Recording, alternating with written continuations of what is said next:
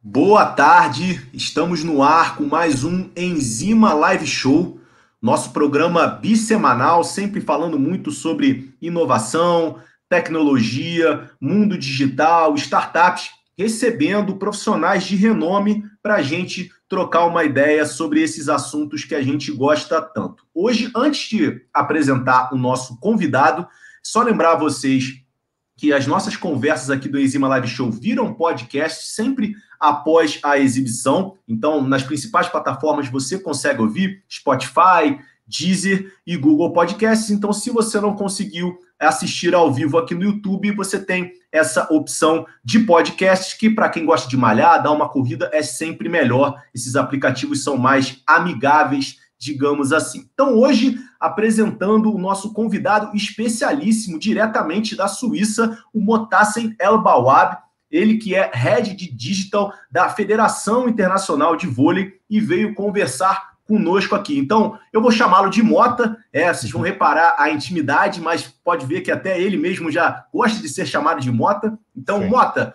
muito obrigado aí pela sua presença. Eu já queria te dar a primeira palavra pedindo que você explicasse um pouco da sua carreira até chegar hoje onde você está na Federação Internacional de Vôlei. Muito obrigado e seja bem-vindo. Obrigado, Felipe.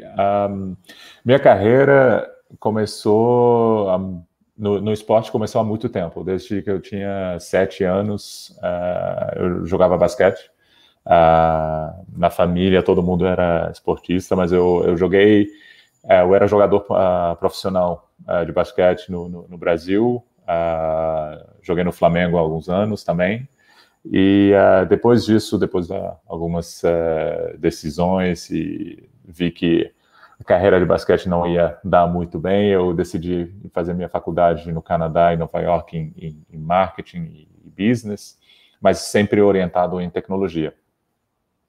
Aí, depois de alguns anos, trabalhei em algumas agências de marketing, trabalhando com Procter & Gamble, todas essas marcas.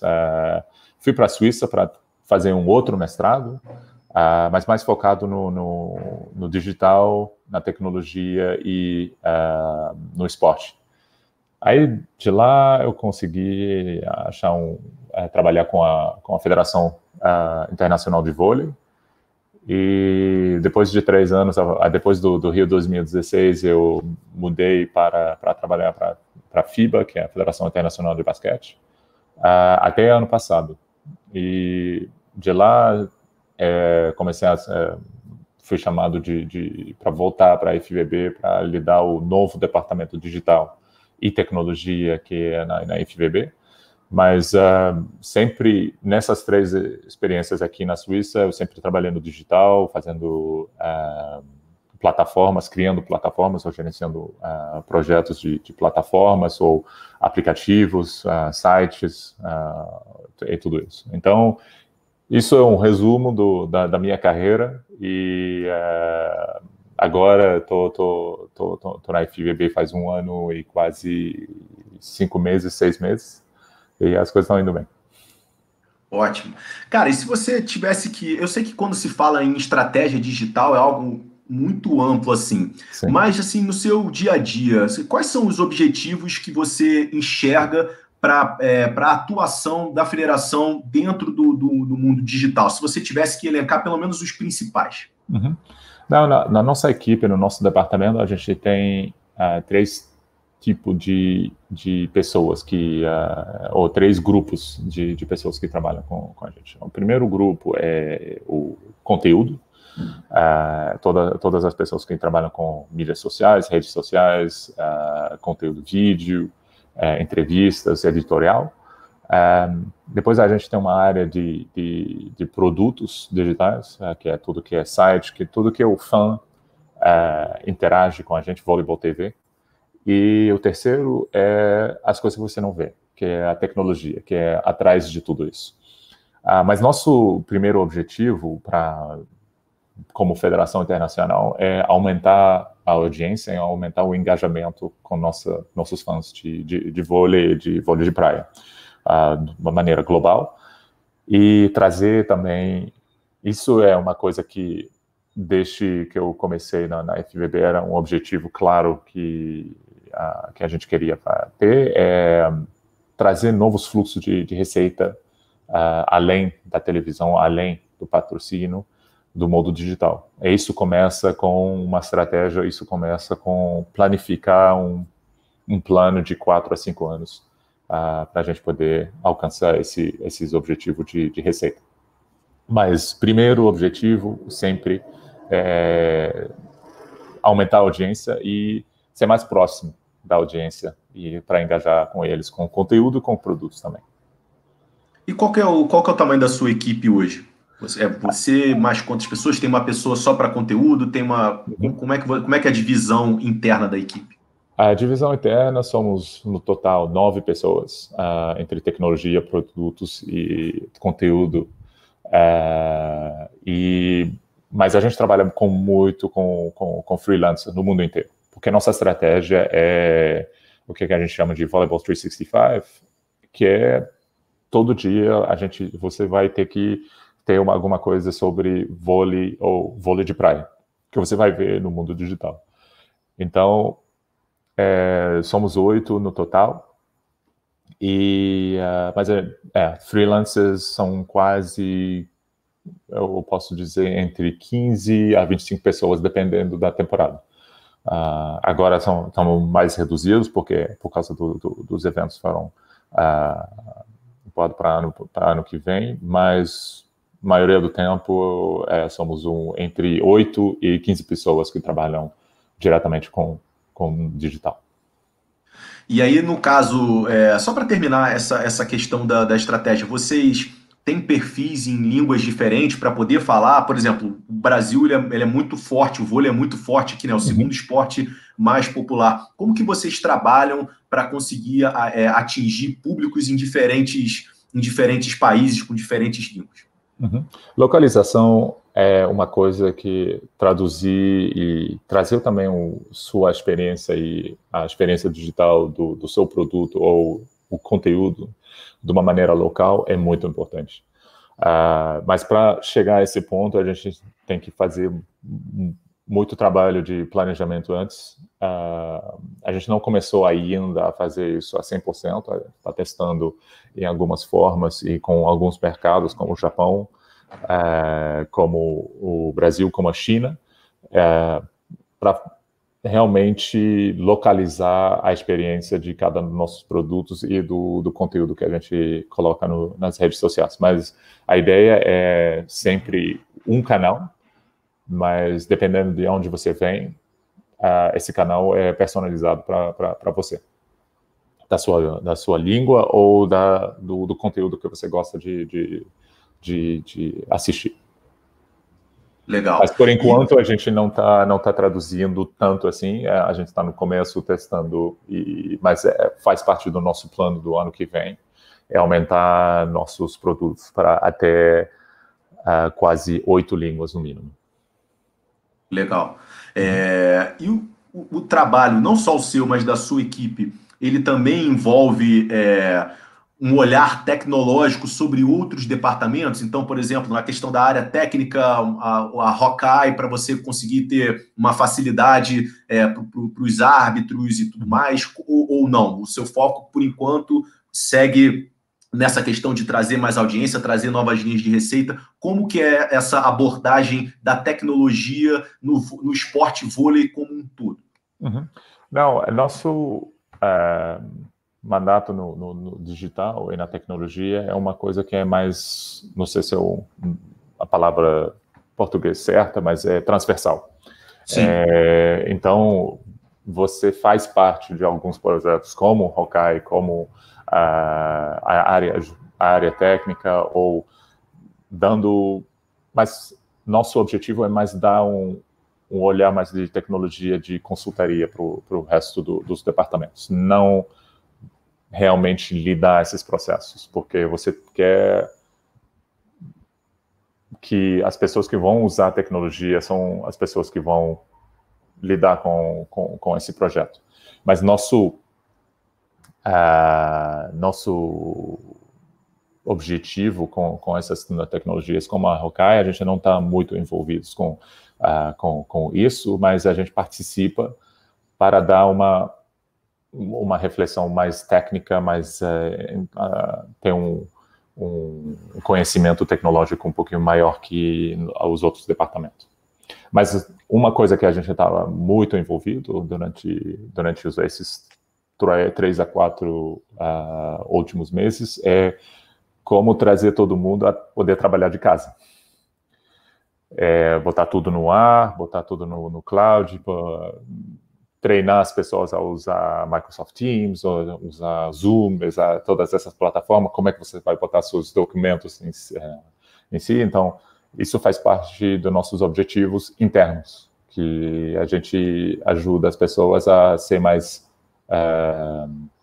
ágil. Acaba sendo um processo de digitalização não só externo, mas interno também, né? Isso é fundamental. Para você ter uma transformação digital de uma organização, você precisa de ter os dois. Você não pode começar a criar produtos novos, usar inteligência artificial e tudo isso, e internamente você ainda está com papel e caneta. Você tem que sempre... as duas coisas têm que ir juntos. Perfeito. Mota, recentemente vocês alcançaram a 3ª posição no ranking de redes sociais da Red Torch, entre todas as federações internacionais. Chamou muito a atenção o trabalho especificamente no YouTube. E a gente tem visto um movimento de entidades, de clubes, de ter um cuidado cada vez maior na produção de conteúdo. Eu queria que você falasse um pouco sobre como que você enxerga esse movimento dessas entidades esportivas estarem se tornando cada vez mais produtoras de conteúdo do que simplesmente entidades esportivas, e quais são os planos de vocês para essa produção de conteúdo? Eu acredito que todos os dias, mesmo por causa da pandemia do Covid, tudo isso foi acelerado. Essa produção de conteúdo, essa digitalização, essa maneira de sair do que você está fazendo todo dia em termos de conteúdo, você tem que achar novas maneiras de alcançar sua audiência. Portanto, nossa estratégia de conteúdo a partir de agora, começou a ser independente dos eventos. Então, a gente está tentando cobrir todas as formas de vôlei.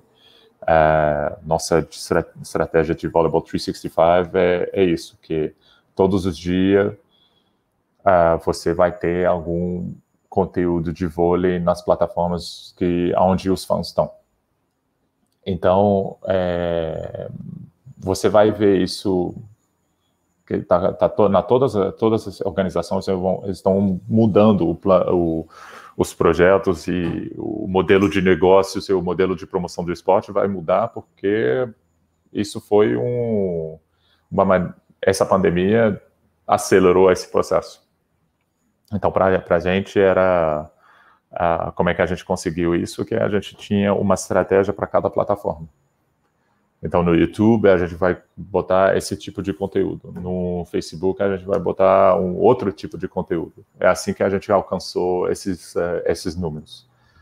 Mas isso, com a pandemia, isso foi muito mais acelerado por causa de as pessoas estão em casa, estão assistindo muito mais conteúdo também. E até durante a pandemia, por conta disso, a gente teve um grande sucesso lançado pela ESPN nos Estados Unidos, né? O grupo Disney, a NBA e a Netflix para o resto do mundo, que foi o Last Dance, um documentário sobre o Michael Jordan, mas sobre todo o Chicago Bulls vitorioso dos anos 90, e isso foi muito comentado pelo grande sucesso que teve. A gente já vinha numa sequência de grandes produções nessa linha documental dentro do esporte. Como é que você enxerga isso? Vocês têm planos de fazer esse tipo de conteúdo mais bem trabalhado por um grande tempo, de longa duração? Como é que você enxerga isso, Mota? Não, com certeza. A gente tem planos para isso. A gente tinha planos para isso para esse ano, mas com a pandemia a gente não conseguiu acabar a produção. Mas agora é importante que você traz o conteúdo para as pessoas onde eles estão. Então, se você assiste Netflix todo dia e você quer que a gente das nossas pesquisas, a gente vai saber que nossa audiência gasta quase 2 a 3 horas por dia no Netflix, então eu vou instalar. Então é assim que a gente... E o formato que funciona na Netflix é o formato da Last Dance.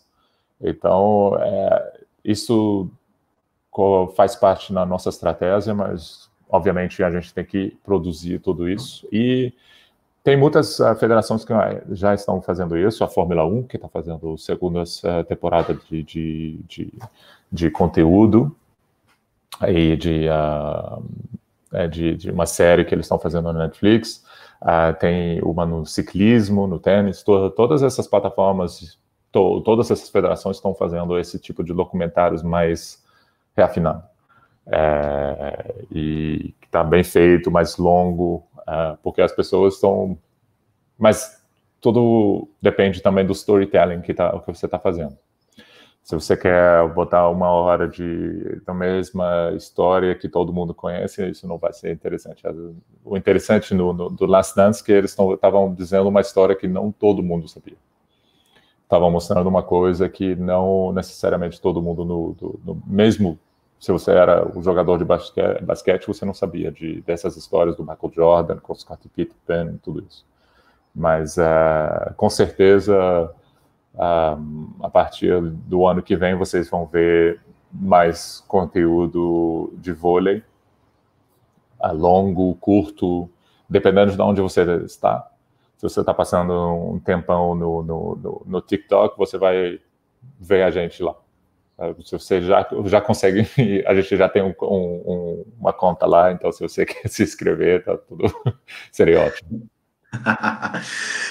E cara, como é que o adiamento das Olimpíadas impactou o seu planejamento especificamente dentro do digital da produção de conteúdo? Nosso trabalho não parou. No digital, a gente tem 3... O que eu falo sempre para a nossa equipe é que a gente tem 3 planos. Um interno, sobre a digitalização interna. O segundo é produtos e conteúdo, o que a gente vai fazer para os fãs. E o terceiro plano é o plano de eventos. O plano de eventos é sempre o terceiro, que vai junto com os 2 primeiros planos.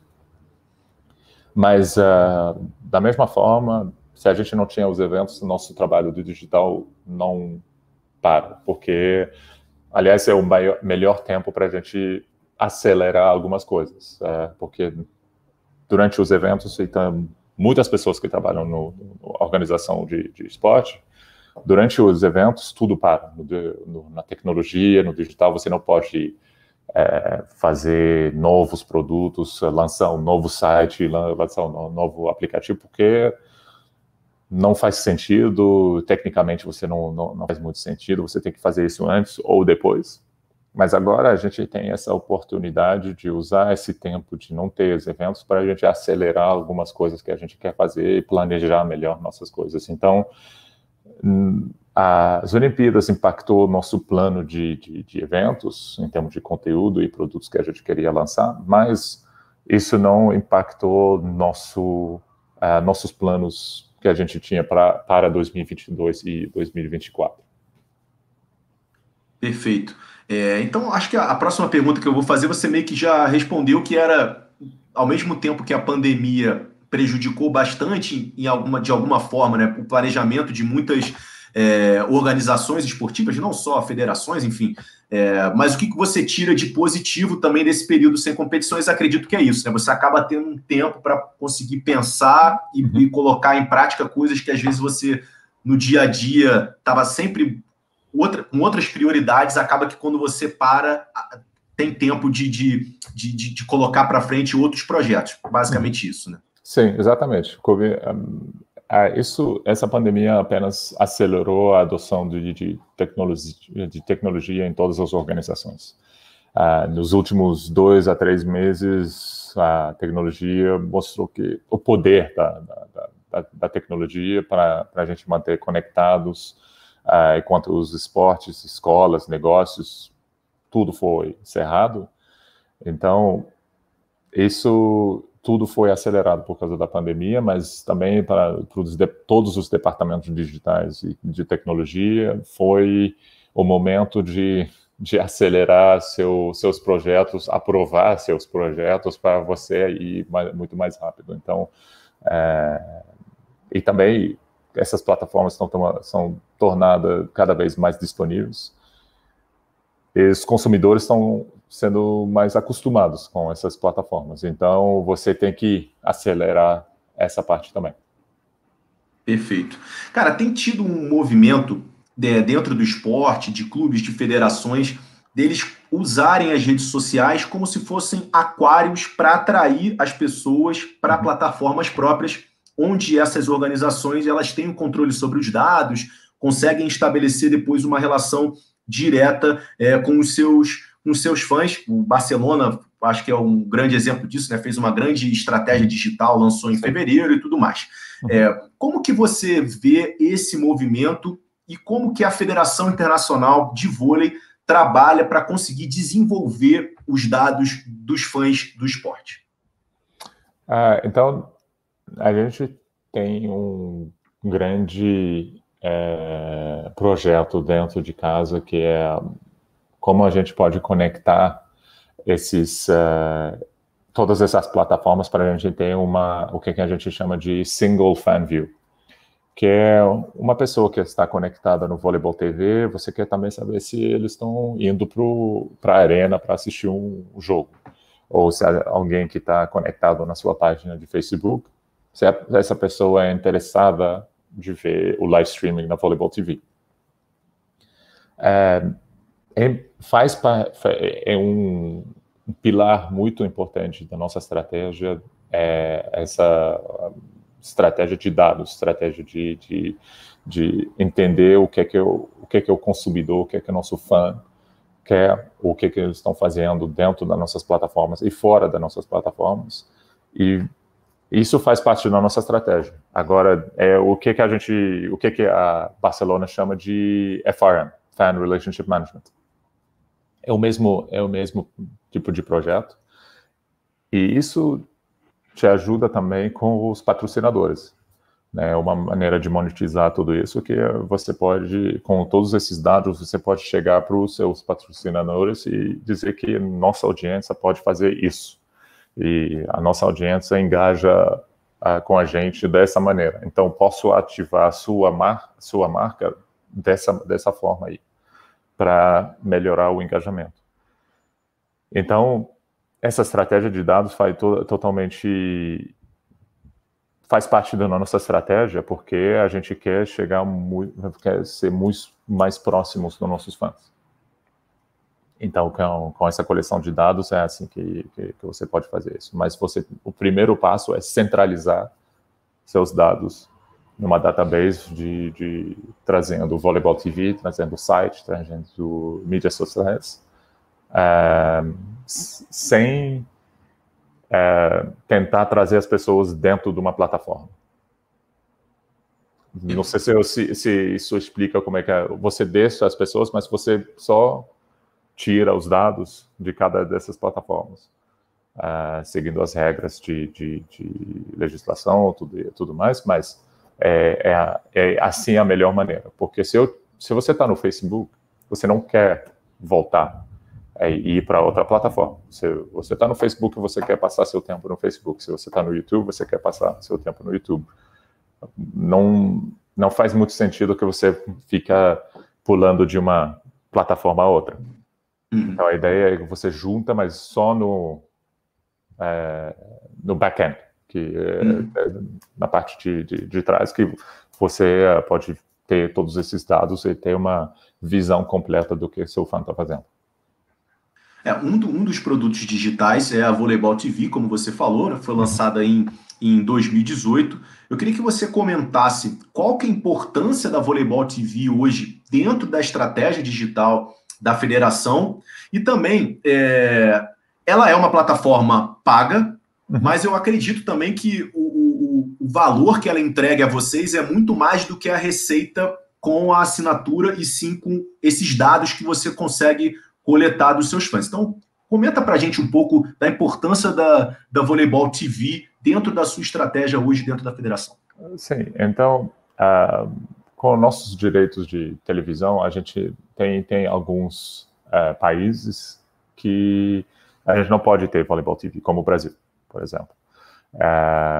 Porque todos os direitos estão na televisão já estão cerrados, mas Voleibol TV é muito mais que receita, porque é um dos nossos produtos que consegue coletar dados e a gente consegue comunicar diretamente com nossos fãs e entender um pouquinho mais. Então, se você deixa seu e-mail na nossa database, a gente vai conseguir mandar um formulário ou fazer perguntas para entender o que você quer como fã. Então, isso é o valor da Voleibol TV para a gente. Obviamente, também o valor é de botar o live streaming e as partidas completas numa plataforma encerrada, porque isso faz parte também dos direitos. A gente não pode botar isso de graça no YouTube ou nos outros países, ou nas outras plataformas. Então, isso deixa a gente um pouquinho mais... bota nosso conteúdo numa área mais controlada. E a gente consegue tirar esses dados da plataforma. E quais são os planos para a Voleibol TV? Vocês têm planos de ampliar, de repente, o alcance dela para outros países? Quais são os planos para o futuro? O plano de futuro da Voleibol TV, primeiro, por causa desses dados que a gente está coletando, a gente está começando a ver como é que as pessoas estão consumindo o nosso conteúdo, de uma maneira pessoal, de uma maneira ver o que cada um gosta de ver, como é que... Então, o nosso plano é melhorar esse produto para ser um produto mais personalizado, mais local. Então, tem uma maneira de traduzir e também ser uma plataforma de suporte para nos países que a gente não tem direitos, você consegue ver o vôlei e num preço razoável, e você pode ter esses dados e a gente pode te apresentar para os outros produtos que a gente tem. Perfeito. Mota, a gente está tendo uma tendência hoje do público, principalmente o público mais novo, de se engajar cada vez menos com o esporte, muito em função pelo tempo que é necessário para você acompanhar uma partida ao vivo. A gente está falando de 1h30, 2 horas, em alguns esportes 3, 4 horas. E hoje a gente tem uma grande concorrência pela atenção dessas pessoas, né? Elas podem ver o esporte, mas elas podem assistir um filme, ver uma série, jogar videogames, tem muita coisa que elas podem fazer ao invés de assistir uma transmissão ao vivo. Nesse cenário de alta disputa pela atenção das pessoas, como você acha que as federações devem trabalhar para elas conseguirem continuar relevantes perante esse público? Atualmente, as pessoas querem mais e mais conteúdo devido à pandemia, mas mais importante é que eles querem conteúdo relevante para eles, divertido e fácil de encontrar. Então, mais e mais essas organizações de esporte, mesmo a IFBB, nossa estratégia é colocar o conteúdo onde os fãs estão. Então, dar esse conteúdo que eles querem, onde que eles querem, quando querem e do jeito que eles querem. Então, a ideia é sempre ver como é que a audiência no Facebook ou no YouTube, como é que eles estão consumindo esse conteúdo, e depois você customiza esse conteúdo para essa plataforma. Porque alguém que está no Facebook não quer consumir da mesma maneira que quando ele está no YouTube. Da mesma maneira que quando você está no Instagram, você não vai consumir o conteúdo da mesma maneira. Então, a ideia é ter essa estratégia para cada plataforma, mas a melhor maneira também é que você precisa testar e experimentar. Você veja o que está funcionando, decida com sua base de dados o que eles estão dizendo, e é assim que você será capaz de captar a atenção de uma forma consistente. É exatamente o que a gente fez que aumentou nosso engajamento o ano passado, que cada plataforma tinha um tipo de conteúdo formatado para essa plataforma. Perfeito. Desculpa te interromper. Não, pode ir. Dentro ainda dessa linha, né, a gente tem tido um crescimento muito grande do interesse por esportes eletrônicos. Inclusive, durante a pandemia, como não tinha os eventos tradicionais, muitas entidades, clubes que nunca tinham trabalhado com esportes eletrônicos, criaram competições para gerar conteúdo para o seu público. Queria que você falasse um pouco sobre a sua opinião sobre esse crescimento dos esportes em todo o mundo e se a Federação Internacional de Vôlei pensa em se aproximar desse ecossistema, como que seria essa aproximação? Não, eu acho que tudo que é esportes eletrônicos existiu há muito tempo.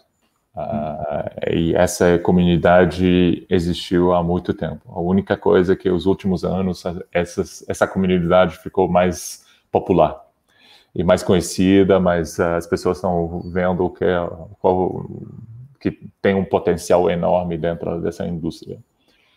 A minha opinião é que essa indústria vai ter que não tem nenhum jeito que a gente não trabalha junto com eles, como esporte e esportes eletrônicos. Mas você tem que ver como é que você entra nessa indústria da maneira certa.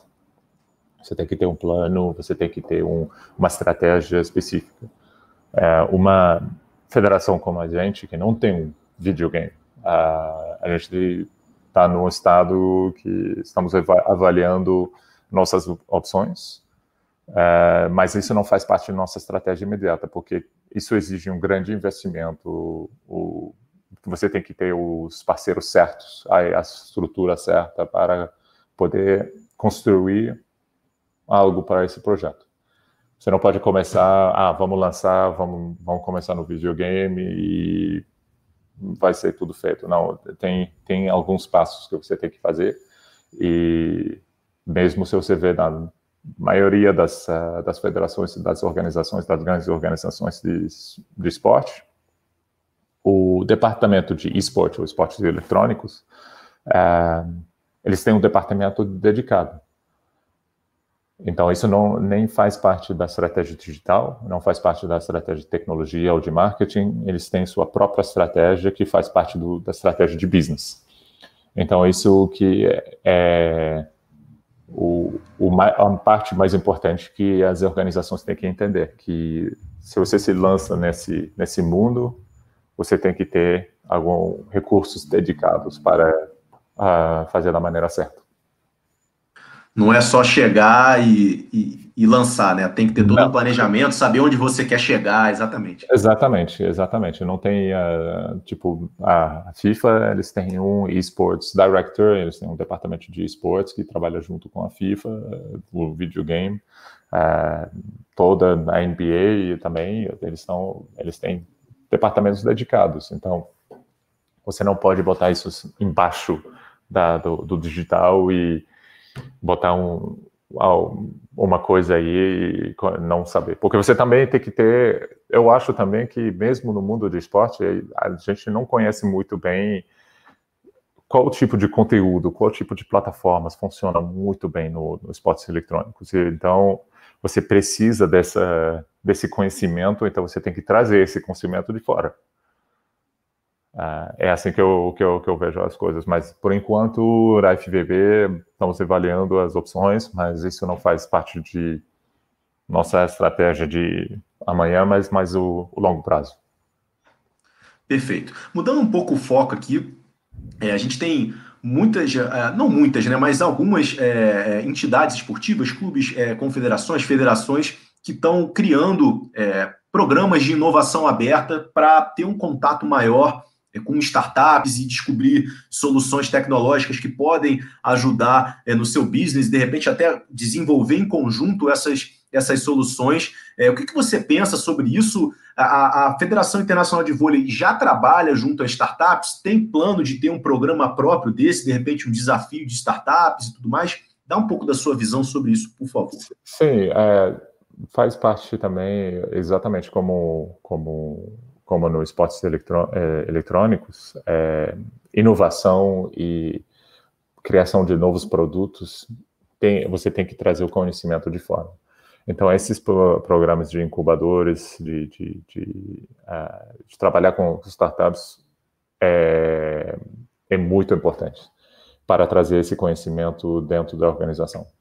Atualmente, a FVB não possui um programa de incubadora, mas porque isso requer bastante planejamento e também existe um entendimento interno de quais são as startups e quais são os projetos que a gente quer ser envolvidos.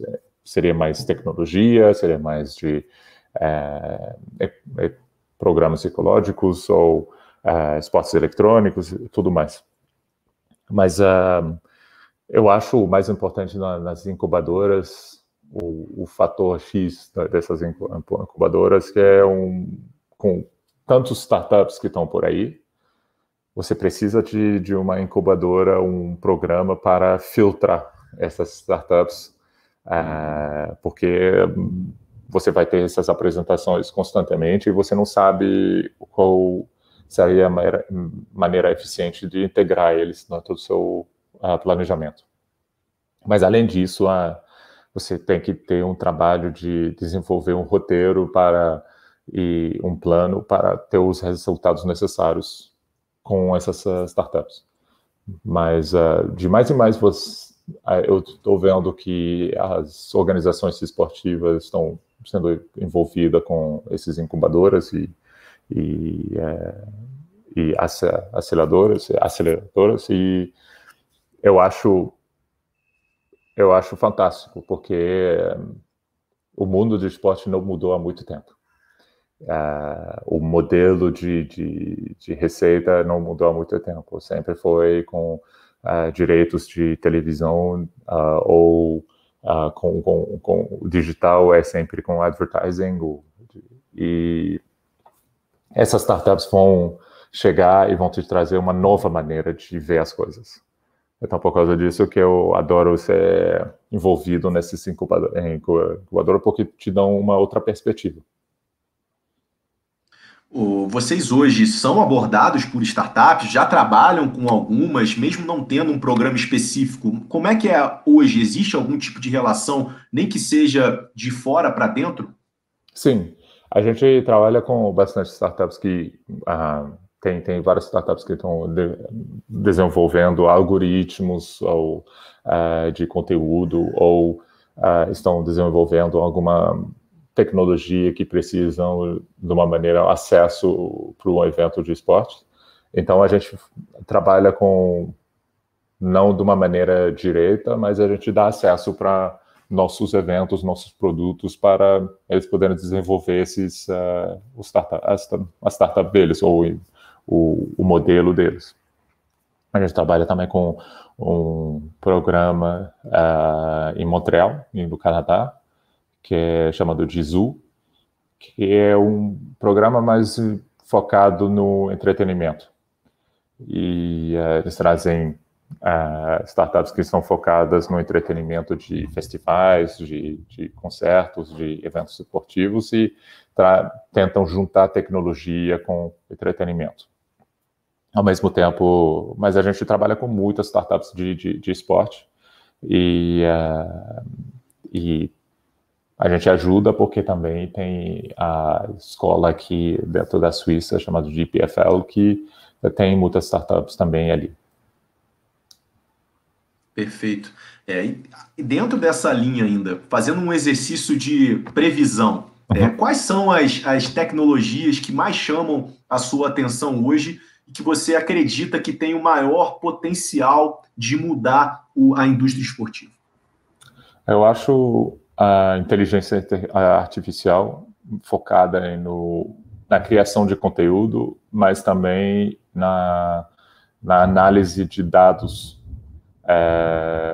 São as duas áreas que eu vejo que as startups vão começar a se focar dentro do mundo do esporte. Eu vejo também uma tendência comum agora nesse setor do esporte, mas também no entretenimento, entre criação de conteúdo com inteligência artificial ou análise de dados e de conteúdo com inteligência artificial. Então, ambos desses projetos ou dessas áreas vão apoiar as organizações para personalizar as experiências para o usuário, para você ter um engajamento mais alto dentro das suas plataformas. Perfeito. Mota, a gente está chegando no final, tem mais duas perguntas só. A próxima pergunta é o seguinte: qual que é a importância da inovação para uma entidade esportiva hoje? Você é um cara que já trabalhou em alguns locais, já trabalhou não só, como você falou, em grandes empresas, trabalhou na FIBA, está na Federação Internacional de Vôlei. Qual que é a importância dessas entidades pensarem em inovação como um objetivo, como parte da estratégia, digamos assim, delas? Então, no momento, todo o sistema de business está sendo desafiado por causa dessa pandemia. Você não pode fazer as coisas da mesma maneira, você tem que se adaptar, você tem que fazer mudanças grandes para você sobreviver esse momento que a gente está vivendo. Então, a inovação e trabalhar com esse mundo de startups, com incubadoras e tal, você vai trazer esse conhecimento para você desafiar o que está acontecendo agora dentro do mercado. E essas startups e esses incubadores vão te ajudar a criar uma estratégia de inovação para apoiar esse desafio. Então, modelo mesmo de receita de esportes, especialmente focado nos eventos, isso vai ter que mudar. Você vê isso com a NBA, você vê isso com a Barcelona, eles estão tentando fazer uma fonte de renda com o digital. Então, a inovação tem um plano de inovação, vai te ajudar a alcançar e fazer esse desafio. Perfeito, cara. E para terminar, eu queria que você falasse a sua visão para a Federação Internacional de Vôlei daqui a 5 anos. Né? Daqui a 5 anos, se você pudesse olhar para frente, olhar para trás e falar assim, cara, fiz tudo certo, é assim que eu gostaria que o meu trabalho estivesse daqui a 5 anos. Como que seria isso? Nossa visão, nossa equipe, que a gente tem para os próximos 5 anos, é ter uma das maiores plataformas digitais no esportes, chegar ao ponto que a gente pode dizer que a gente conhece nossos fãs, que a gente tem uma comunicação direta com nossos fãs. Mas o maior desafio que vai ser que eu gostaria de ter como legado para a federação é que o departamento digital não é mais uma fonte de custo, mas uma fonte de renda. É isso que assim que a gente estamos focados agora de ver como é que a gente pode transformar nossos conteúdos, como é que a gente pode pacotar nossos conteúdos e nossos produtos para ter uma fonte de renda maior, para nossas operações sejam pagas por nossos esforços. É assim que eu vejo as coisas. É nossa visão dentro do departamento. Perfeito. Mota, muito obrigado pela sua presença. Cara, muito bacana o papo, muito legal entender sua cabeça, entender a cabeça de quem trabalha numa das maiores federações internacionais do mundo. Parabéns pelo trabalho que você tem desenvolvido. A evolução ela é bastante significativa e fica bem aos olhos de quem está enxergando, consegue ver como o trabalho tem evoluído bastante. Eu queria te deixar um tempo para você dar um recado final aí para a nossa audiência, como é que as pessoas conseguem acompanhar o trabalho da Federação Internacional, para quem é fã do vôlei. Deixa um recado para o pessoal aí, por favor. Sim, segue a gente dentro a gente está disponível em todas as redes sociais. Você também pode acessar o Volleyball TV em alguns países, mas a gente vai trazer mais conteúdo para vocês, para nossos fãs também, todo dia, seja no Instagram ou no Facebook. Último recado desculpa pelo sotaque, mas faz muito tempo que eu saí do Brasil, eu estou tentando melhorar e recuperar o meu vocabulário, mas está sendo um pouquinho difícil com essa pandemia, mas eu estou disponível sempre no LinkedIn, então se vocês querem também me adicionar, eu estou totalmente disponível também para responder qualquer pergunta, mesmo depois desse episódio da Enzima. Perfeito, Mota. Cara, o seu português é perfeito. Com certeza é muito melhor do que o meu inglês, do que o meu francês, enfim, do que outras línguas que eu posso falar. Cara, muito obrigado mais uma vez aí. Queria agradecer a todos vocês que acompanharam até o final essa grande entrevista com o Mota e dizer para vocês que quinta-feira o nosso convidado é o Reginaldo Diniz, ele que é um dos fundadores e CEO do grupo End to End, é um grupo que faz a gestão de alguns programas de sócio-torcedor de alguns dos maiores clubes de futebol aqui do Brasil, Palmeiras, Atlético Mineiro, Ceará. Vai ser um papo muito bacana, então quinta-feira, dia 30, às 16 horas. E lembrar mais uma vez que esse papo aqui com o Mota vai virar podcast nas principais plataformas de podcast, o Spotify, o Deezer e o Google Podcasts. No máximo, amanhã de manhã, isso está no ar, podem acompanhar nas redes sociais da Enzima. Pessoal, muito obrigado pela presença de todos vocês e até quinta-feira que vem. Tchau, tchau. Tchau, tchau.